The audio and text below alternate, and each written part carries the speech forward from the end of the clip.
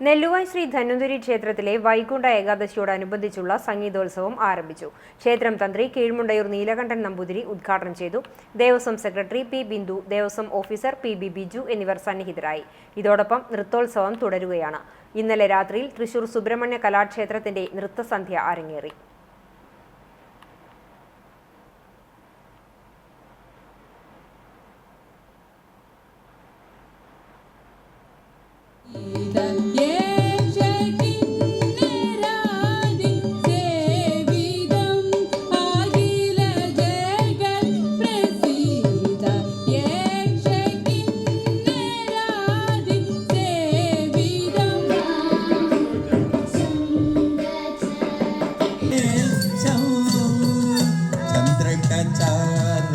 മയൂരചികണ്ടക